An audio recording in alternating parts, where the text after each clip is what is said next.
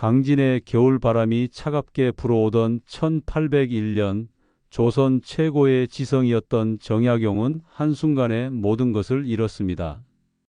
정조대왕의 총애를 받으며 나라의 개혁을 꿈꾸던 그에게 신유박해는 인생의 가장 큰 시련이었다. 40의 나이에 가족과 헤어져 전라남도 강진으로 향하는 그의 마음은 어땠을까요? 하지만 정약용은 그 절망의 땅에서 인생의 가장 소중한 깨달음들을 얻었습니다. 18년의 유배 생활은 그를 무너뜨리지 못했습니다. 오히려 그를 더욱 단단하게 만들었고 후세에 전할 불멸의 지혜를 탄생시켰다. 그가 유배지에서 발견한 행복의 비밀은 무엇이었을까요? 오늘 정약용 선생이 말하는 인생 행복 10가지에 대해 깊은 이야기를 나누어 보겠습니다. 본격적인 이야기에 앞서 구독, 좋아요, 알람 설정 정중하게 부탁드립니다. 첫 번째, 욕망을 비우면 마음이 가벼워진다. 정약용은 강진에서 아들에게 이런 편지를 보냈다. 마음속에서 남에게서 얻고자 하는 생각을 버리면 저절로 마음이 편안해지고 원망하는 마음도 사라질 것이다. 이 한 구절에 노년 행복의 첫 번째 열쇠가 숨어 있다. 젊은 시절 우리는 끊임없이 무언가를 갈구하며 살아간다. 직장에서의 인정, 사회적 성공, 타인의 사랑, 물질적 풍요로움. 마치 목마른 사람이 물을 찾듯 세상으로부터 무언가를 얻으려 애쓴다. 하지만 이런 갈망은 끝이 없다. 하나를 얻으면 또 다른 것을 원하게 되고 얻지 못하면 실망과 원망이 마음을 메운다. 진정한 평안은 이런 욕망의 사슬을 끊을 때 찾아온다. 세상에 무엇을 요구하지 않고 오히려 세상에 무엇을 줄 수 있는지를 생각할 때 마음의 평화가 찾아온다. 이는 체념이나 포기가 아니라 진정한 자유의 시작이다. 노년을 행복하게 사는 사람들을 보면 공통점이 있다. 그들은 받기보다는 주는 것에서 더 큰 기쁨을 찾는다. 손자에게 줄 간식을 준비하며 미소 짓고 이웃의 안부를 묻으며 따뜻함을 나누고 후배들에게 삶의 지혜를 전하며 보람을 느낀다. 그들의 하루는 남에게서 무엇을 받을지가 아니라 누구에게 무엇을 줄지로 채워진다. 이런 마음의 전환은 하루아침에 이루어지지 않는다. 오랜 세월 축적된 욕망의 습관을 바꾸는 것은 결코 쉬운 일이 아니다. 하지만 정약용처럼 극한의 시련 속에서도 이를 깨달을 수 있다면 우리도 평범한 일상에서 조금씩 실천할 수 있을 것이다. 오늘부터라도 하루에 한 번씩 물어보자. 내가 누군가에게서 받기를 원하고 있는 것은 무엇인가? 그리고 그 마음을 내려놓고 내가 누군가에게 줄 수 있는 것은 무엇인가? 로 생각을 바꿔보자. 작은 관심, 따뜻한 말 한마디, 진심 어린 미소라도 좋다. 주는 마음으로 하루를 시작하는 사람의 저녁은 언제나 풍요롭다. 두 번째, 매일 자신을 성찰하는 하면 마음이 편안해진다. 정약용은 마음속에서 천리와 인욕이 싸울 때 인욕을 이겨내면 사람은 저절로 그 허물을 알게 되어 옳고 그름을 판단할 수 있게 된다고 했다. 여기에 인생의 두 번째 비밀이 담겨 있다. 젊은 시절 우리는 남을 탓하기 바빴다. 상사가 나를 몰라줘서, 동료가 협력하지 않아서, 자식이 말을 듣지 않아서, 배우자가 이해해주지 않아서. 모든 문제의 원인을 외부에서 찾는 것이 편했다. 남을 바꾸려 하고 환경을 탓하고 운명을 원망했다. 하지만 나이가 들어 진정한 평안을 찾은 사람들은 다르게 산다. 매일 밤 잠자리에 들기 전 하루를 돌아본다. 오늘 누구에게 상처 주는 말을 하지 않았는지, 어떤 일에서 욕심을 부리지 않았는지, 누구를 원망하는 마음을 품지 않았는지 살핀다. 아침에 일어나서도 마찬가지다. 오늘은 어떤 마음으로 하루를 보낼 것인지, 누구에게 따뜻함을 전할 것인지, 어떤 선한 일을 실천할 것인지 다짐한다. 이런 사람들의 삶은 외적으로는 평범해 보일지 모르지만 내적으로는 견고하다. 마치 깊은 산중 호수처럼 고요하면서도 깊이가 있다. 자기 성찰은 자기 비하와는 다르다. 자신의 부족함을 인정하되 자학하지 않는 것이다. 실수했다면 솔직하게 시인하고 잘못했다면 진심으로 사과하고 부족하다면 겸손하게 배우려 한다. 이런 자세가 바로 정약용이 말한 천리와 인욕의 싸움에서 천리가 승리하는 길이다. 현대인들은 너무 바쁘게 살아간다. 아침부터 밤까지 쉴 틈 없이 달리다 보니 자신을 돌아볼 여유가 없다. 하지만 하루 10분만이라도 조용한 시간을 만들어 보자. 스마트폰을 내려놓고 텔레비전을 끄고 오늘 하루를 되돌아보는 시간을, 이 작은 습관이 쌓이고 쌓여 인생에 큰 변화를 만들어낸다. 정약용이 18년 유배 생활 동안 500여 권의 책을 쓸 수 있었던 것도 바로 이런 성찰의 힘 때문이었다. 매일 자신을 되돌아보고 배운 것을 정리하고 깨달은 것을 기록했기에 그 모든 역경 속에서도 불멸의 업적을 남길 수 있었던 것이다. 세 번째, 검소함 속에서 발견하는 진정한 풍요. 백성을 사랑하는 근본은 아껴 쓰는 데 있고 아껴 쓰는 근본은 검소하게 사는 데 있다. 검소한 연후에야 능히 청렴할 수 있고 청렴한 연후에야 능히 자애로울 수 있다. 목민심서에 나오는 이 말에 세 번째 행복의 비밀이 숨어 있다. 현대 사회는 소비를 부추긴다. 더 큰 집, 더 비싼 차, 더 화려한 옷이 행복을 가져다 줄 것이라고 속삭인다. 광고는 끊임없이 새로운 욕망을 자극하고 사람들은 더 많은 것을 소유하기 위해 자신을 소진시킨다. 하지만 진정한 행복은 얼마나 많이 가졌느냐가 아니라 얼마나 만족하며 사느냐에 달려 있다. 나이 들어 행복한 사람들을 보면 공통점이 있다. 그들은 많은 것을 소유하지 않는다. 대신 작은 것에 감사할 줄 안다.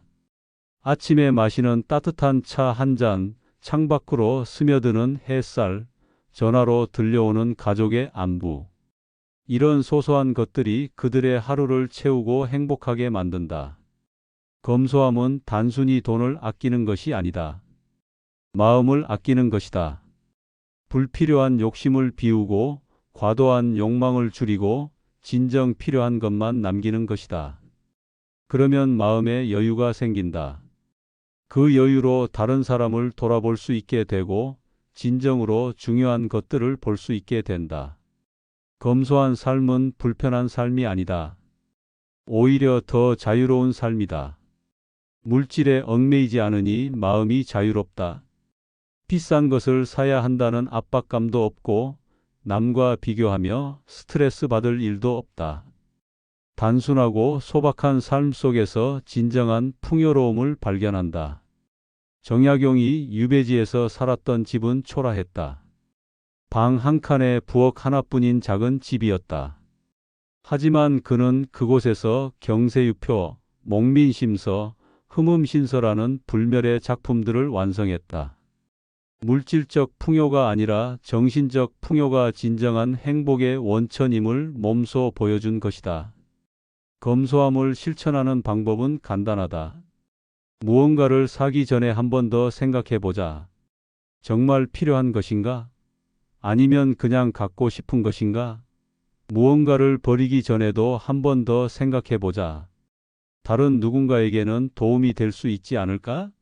이런 작은 실천들이 모여 검소한 삶을 만들어간다. 네 번째, 단단하되 유연한 삶의 자세로 살자.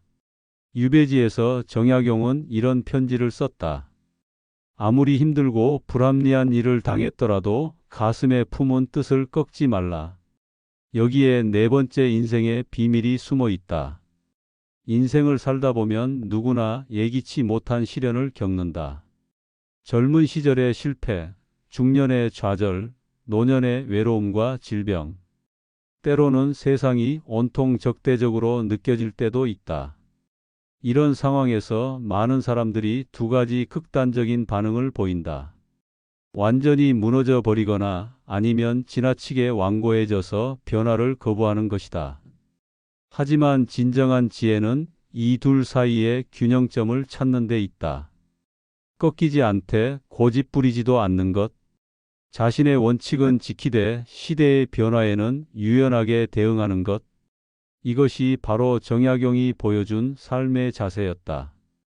행복한 노년을 사는 사람들은 상처를 상처로만 두지 않는다. 상처를 지혜로 바꾼다. 그들은 말한다. 그때 그 일이 있었기에 지금의 내가 있다. 그 아픔이 있었기에 다른 사람의 아픔을 이해할 수 있다. 그 실패가 있었기에 겸손함을 배울 수 있었다. 이것이 진정한 성숙이다. 상처를 원망으로 키우는 것이 아니라 지혜로 승화시키는 것이다. 동시에 이들은 완고하지 않다. 세상이 변하면 자신도 함께 변한다. 젊은 세대의 문화를 이해하려 노력하고 새로운 기술을 배우려 한다. 자신의 과거 방식이 최고라고 고집하지 않는다. 정약용을 보라. 그는 전통적인 유학자였지만 서양의 과학기술도 받아들였다. 천주교를 접했을 때도 열린 마음으로 탐구했다. 비록 나중에는 거리를 두었지만 그 과정에서 얻은 것들은 자신의 학문에 녹여냈다.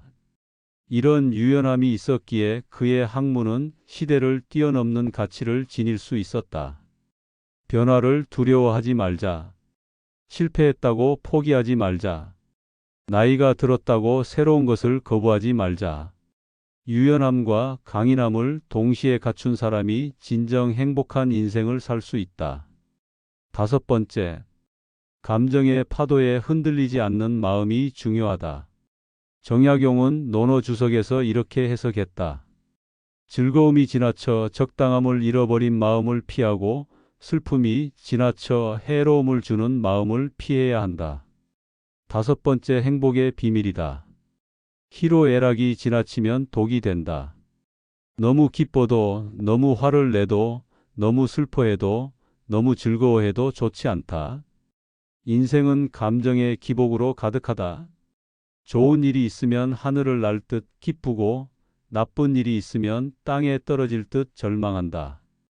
이런 감정의 롤러코스터에 휘둘리다 보면 마음의 평안을 잃게 된다. 행복한 노년을 사는 사람들은 감정의 균형을 잘 잡는다. 좋은 일이 있어도 우쭐하지 않고 나쁜 일이 있어도 절망하지 않는다. 그들은 마치 깊은 산속 호수 같다. 바람이 불어도 깊은 곳은 늘 고요하다.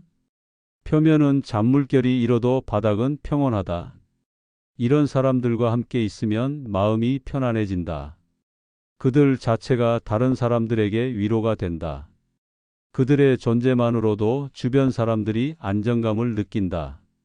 이는 그들이 감정에 휘둘리지 않고 감정을 다스릴 줄 알기 때문이다. 감정의 균형을 잡는다는 것은 감정을 억누르라는 뜻이 아니다. 감정을 느끼되 그 감정에 지배당하지 않는 것이다.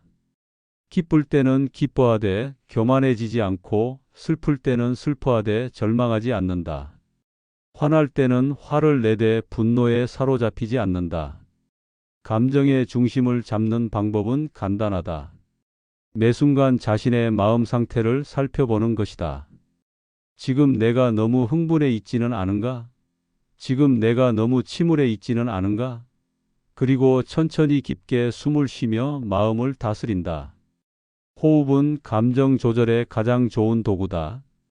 화가 날 때는 깊게 숨을 쉬며 마음을 가라앉히고 슬플 때는 길게 숨을 내쉬며 마음을 비운다.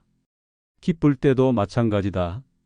흥분된 마음을 차분하게 가라앉혀 그 기쁨을 오래 간직할 수 있도록 한다.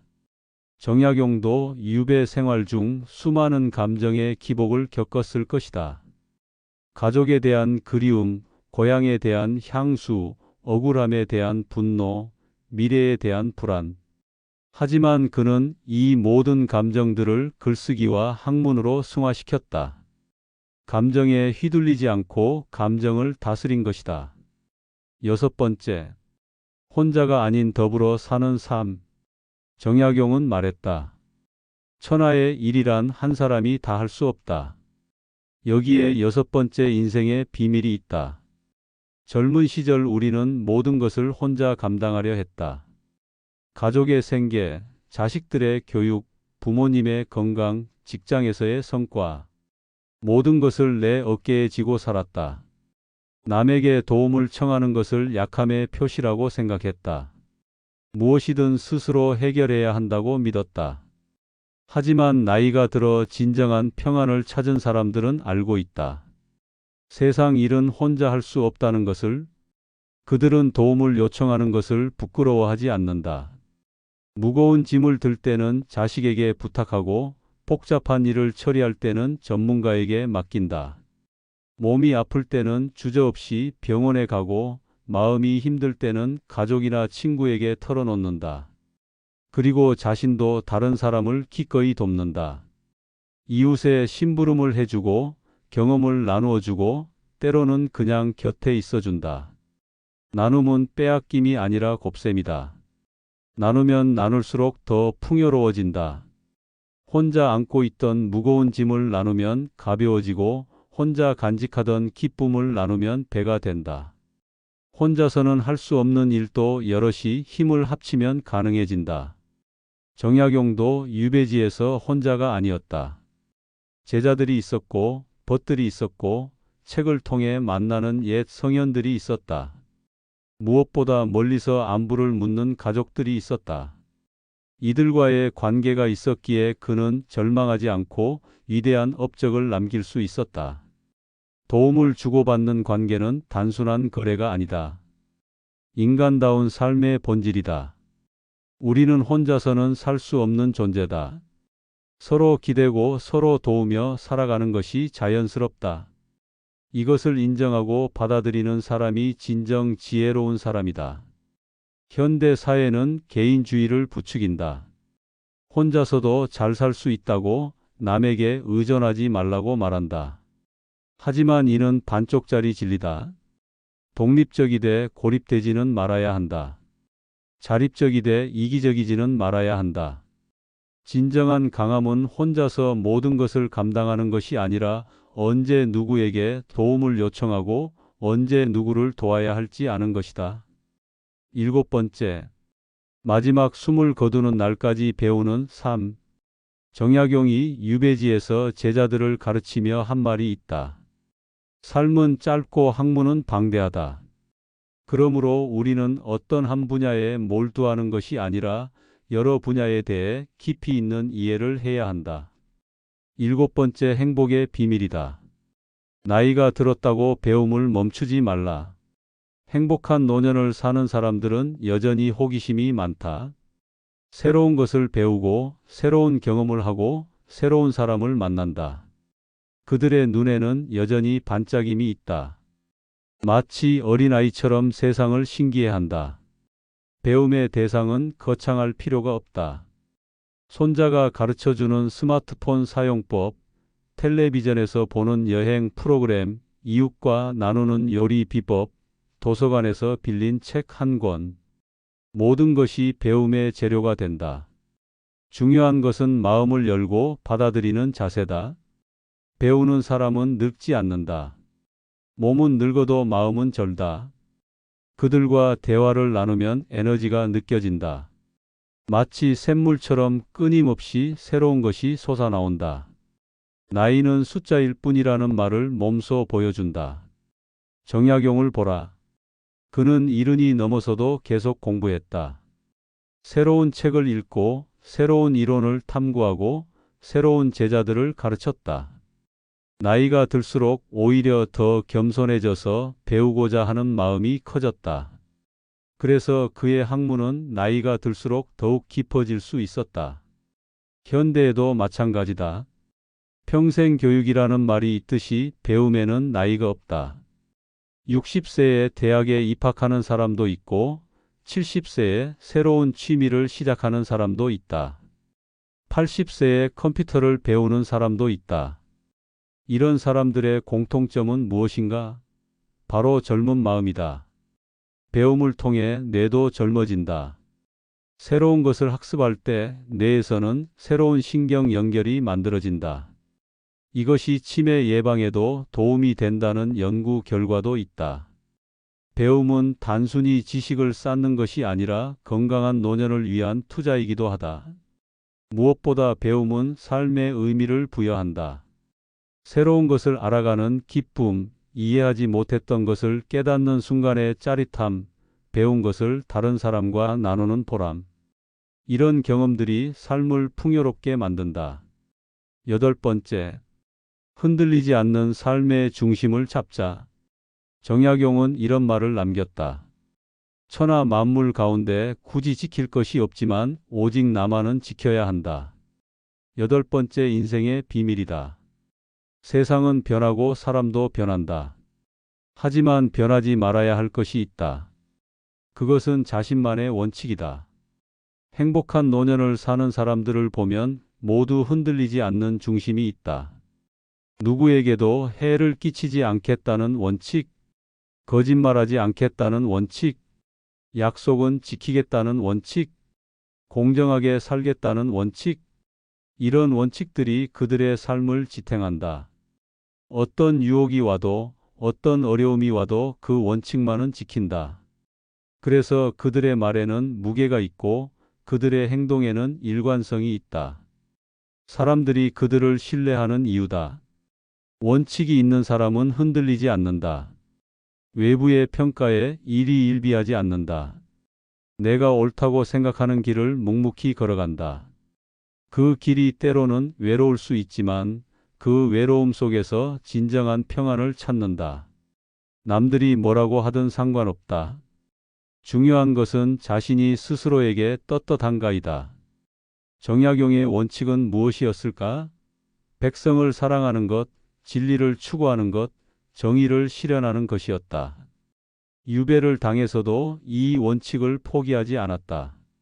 오히려 유배지에서 더욱 확고히 다졌다. 목민심서를 통해 올바른 정치를 제시하고 흠음신서를 통해 공정한 재판을 추구했다.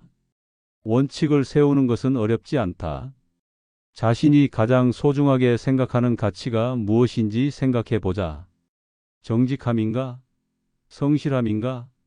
배려심인가? 책임감인가? 그것이 바로 당신의 원칙이 될 수 있다. 중요한 것은 그 원칙을 일관되게 지켜나가는 것이다.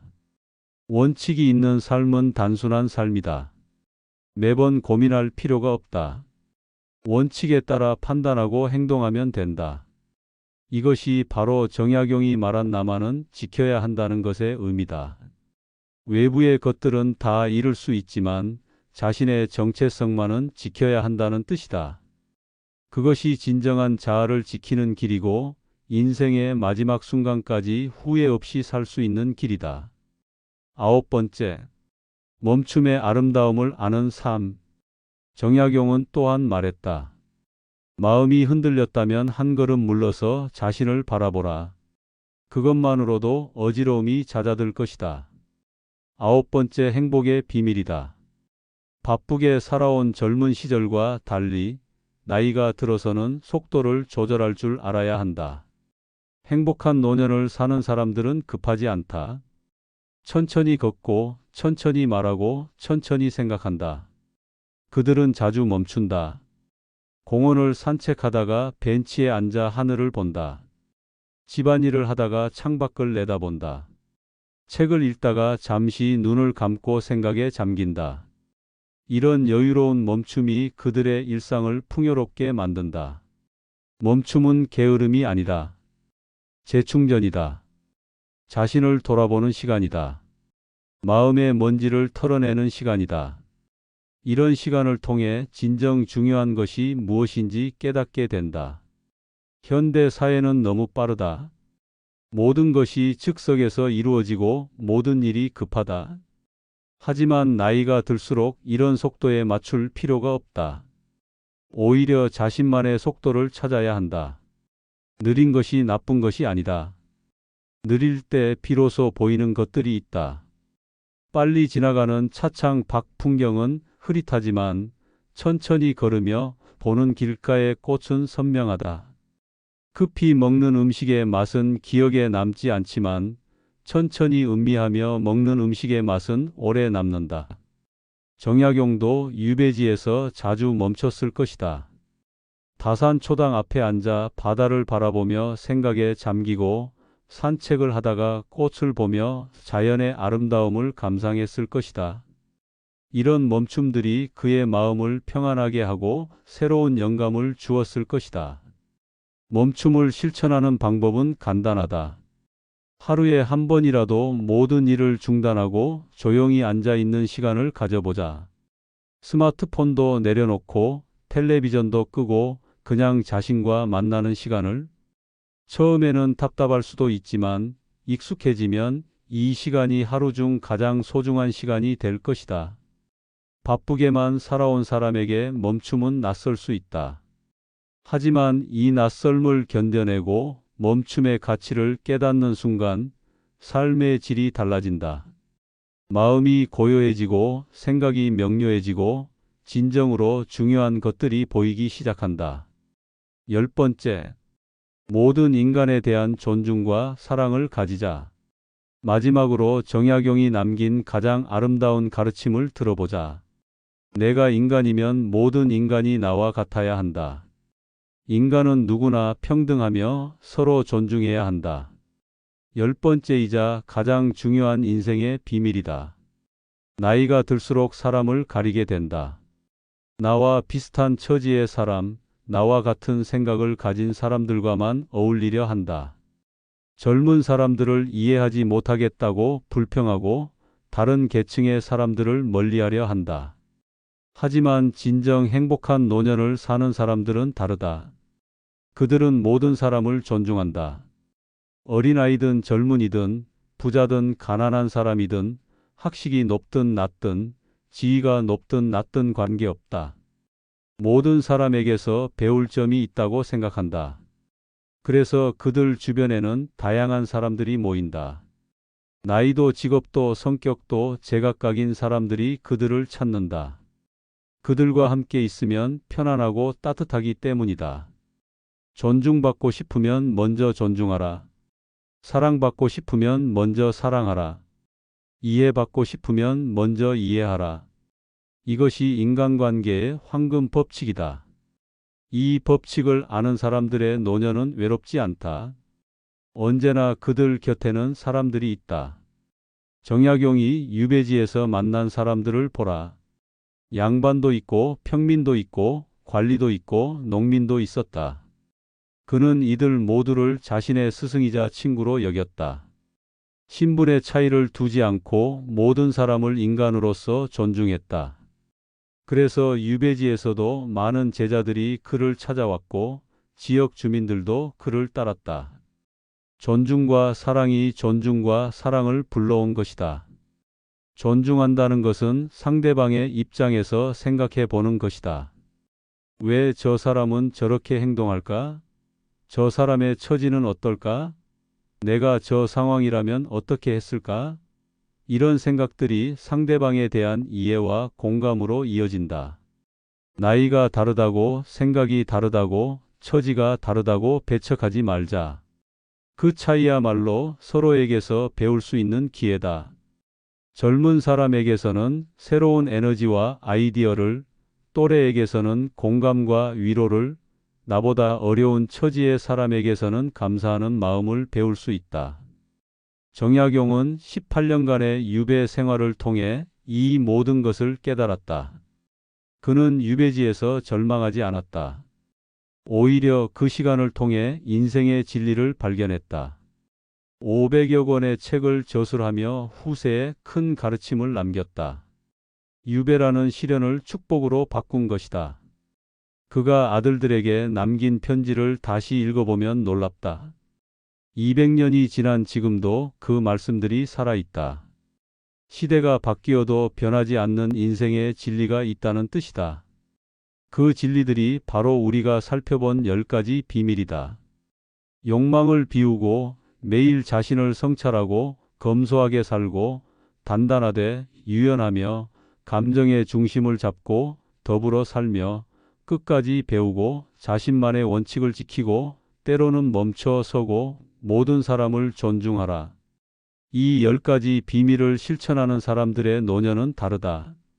그들의 얼굴에는 평온함이 있고 그들의 눈에는 지혜로움이 있고 그들의 마음에는 따뜻함이 있다. 나이가 들어가는 것이 두렵지 않다. 오히려 더 깊어지고 더 넓어지고 더 따뜻해진다. 하지만 이 모든 것을 하루아침에 이룰 수는 없다. 정약용도 젊었을 때부터 완벽했던 것은 아니다. 유배라는 극한 상황을 통해 이런 깨달음을 얻었다. 우리 역시 마찬가지다. 하나씩 차근차근 실천해 나가면 된다. 먼저 욕망을 내려놓는 연습부터 시작해보자. 오늘 하루만이라도 다른 사람에게 무엇을 바라지 말고 살아보자. 대신 내가 누군가에게 줄 수 있는 것이 무엇인지 생각해보자. 작은 미소 하나, 따뜻한 말 한마디라도 좋다. 저녁에는 하루를 돌아보는 시간을 가져보자. 오늘 어떤 일이 있었는지, 어떤 마음이었는지, 어떻게 행동했는지 돌아보자. 잘한 일이 있으면 스스로를 격려하고 부족한 부분이 있으면 내일은 더 잘하겠다고 다짐하자. 정약용은 자신의 묘지명에서 자신의 삶을 이렇게 정리했다. 학문을 좋아하고 벗을 사랑했으며 효성과 우애가 지극했고 청렴하고 검소했다. 이보다 더 아름다운 인생의 요약이 있을까? 우리도 언젠가 우리의 삶을 정리할 때가 올 것이다. 그때 정약용처럼 떳떳하게 말할 수 있을까? 나는 사람들을 사랑했고 끝까지 배웠으며 원칙을 지키며 살았다고. 나는 기대하지 않고 주는 삶을 살았고 검소하고 겸손하게 살았으며 모든 사람을 존중했다고. 그렇게 살아간다면 우리의 노년도 정약용처럼 빛날 것이다. 18년간의 유배 생활조차 축복으로 바꾼 그의 지혜처럼 우리도 어떤 어려움이 와도 그것을 성장의 기회로 만들 수 있을 것이다. 노년은 인생의 마지막 장이 아니다. 새로운 시작이다. 젊었을 때는 몰랐던 것들을 깨닫는 시기다. 진정한 가치가 무엇인지, 행복이 무엇인지, 사랑이 무엇인지 알게 되는 시기다. 이런 깨달음이 있는 노년은 젊음보다 더 아름다울 수 있다. 200년 전 강진 바닷가에서 정약용이 바라본 것도 바로 이런 희망이었을 것이다. 절망이 아닌 희망을, 끝이 아닌 시작을, 어둠이 아닌 빛을 보았을 것이다. 그래서 그는 유배지에서도 굴복하지 않고 오히려 더 큰 가르침을 남길 수 있었다. 이제 우리의 차례다. 정약용의 가르침을 우리의 삶에 적용해 보자. 하루하루를 정약용의 마음으로 살아보자. 그러면 우리도 나이 들어 행복한 사람들의 대열에 설 수 있을 것이다. 진정한 행복은 화려하지 않다.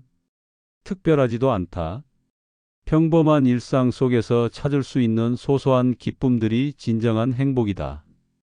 아침에 눈을 떠서 건강한 몸으로 하루를 시작할 수 있는 것, 사랑하는 가족이 무사한 것, 맛있는 식사를 할 수 있는 것, 편안한 잠자리에 들 수 있는 것, 이런 평범한 일상이 바로 행복이다. 정약용의 가르침을 따라 살아간다면 우리의 노년도 그렇게 될 수 있다. 평온하고 지혜롭고 따뜻한 노년을, 그것이 바로 정약용이 유배지에서 깨달은 인생의 진정한 의미였다. 만 권의 책을 읽어도 실행하지 않으면 소용없고 말리기를 가도 발걸음이 바르지 않으면 허실이다. 정약용이 유배지에서 남긴 이 말처럼 아무리 좋은 가르침을 들어도 실천하지 않으면 의미가 없다. 이제 우리의 차례다. 정약용의 가르침을 우리의 삶에 적용해 보자. 하루하루를 정약용의 마음으로 살아보자. 그러면 우리도 나이 들어 행복한 사람들의 대열에 설 수 있을 것이다.